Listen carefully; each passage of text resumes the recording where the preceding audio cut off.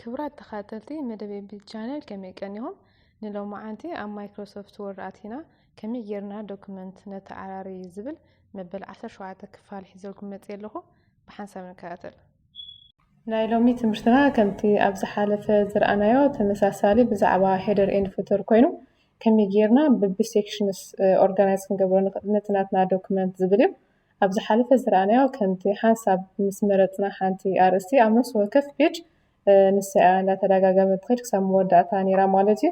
ሎሚ ግን እቲ ዝደለናዮ ብዙሕ ፔጅ ንኣብነት በቢ10 ወይ በቢ20 እንዳመቐልና ሴክሽንስ እንዳፈለና ነናቱ ኣርእስቲ ክንቂሮ ንኽእል ኢና። ንኣብነት ክሳብ ፔጅ 3 እንድሕር ብዛዕባ ወርድ ነይራ ካብ ፔጅ 4 ካብ ብዛዕባ ኤክሰል ኣርእስቲ ቀይራ እንድሕር ደልየ ኣብዛ ወርድ ዘላ ኤክሰል ክቐይር ይኽእል ማለት እዩ።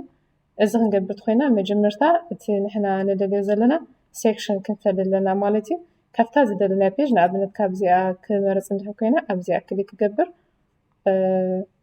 ኣብ ሌይኣውት ከዓ ሌይኣውት ኢለ ብሬክስ ዝብላ ኣሎ ኣብዚ ኔክስት ፔጅ ይብላ ማለት እዩ።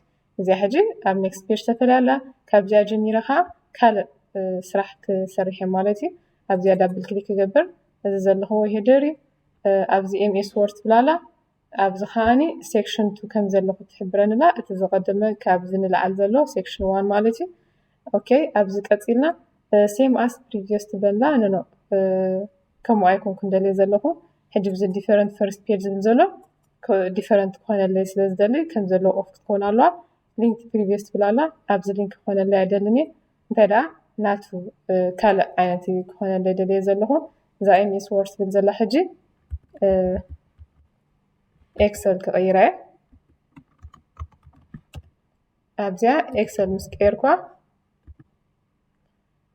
ነፍሲ ወከፍ ካብዚኣ ጀሚራ እንታሕቲ ዘሎ ከዓኒ ኤክሰል ክኾነለይ ማለት እዩ። ኣብዚኣ ሕጂ ከምዚኣ ገይረ ኤክስ ብላ ነዛ ሄደር ኤንድ ፉተር ኣብዚኣ ኤምኤስ ኤክሰል ብላ ኣለዋ።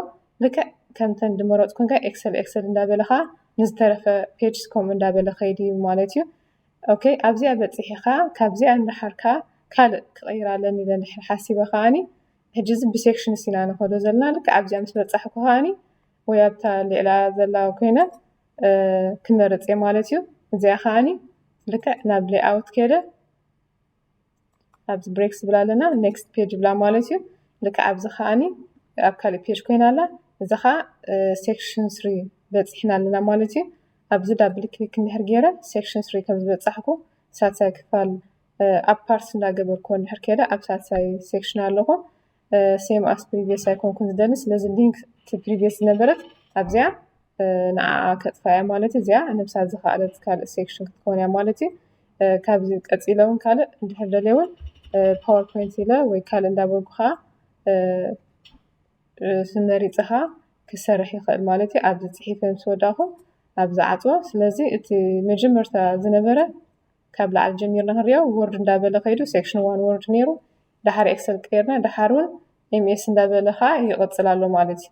ስለዚ ከባቢ 60 ፔጅ እንድሕር ኣለና ከም ተቐዲምና ዝሓበርና ቀዳሞት 20 ፔጅ ካልእ ካልኣይ 20 ፔጅ ካልእ እንዳበልና እንዳመቓቐልና መጀመርታ ኣብ ሌይኣውት ኣቲና ብሬክ ኢልና ኔክስት ፔጅ ንብል ካብኡ ቀፂልና ከዓኒ በቲ ዘድልየና ዳብል ክሊክ ጌርና ሄደር ኢልና ሊንክ ፕሪቪየስ ትብል ዘላ እዚኣ ክነጥፋ ኣለና ማለት እዩ።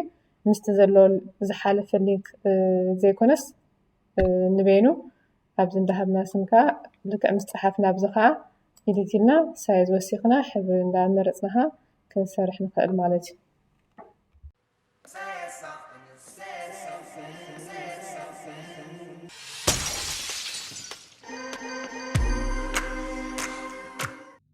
ክብራት ተኻተልትና እዚ ክንሪኦ ዝፅናሕና ከመይ ጌርና ዶክመንት ኦርጋናይዝ ንገብር ዝብል ኣብዚ ወዲእ ኣለኹ።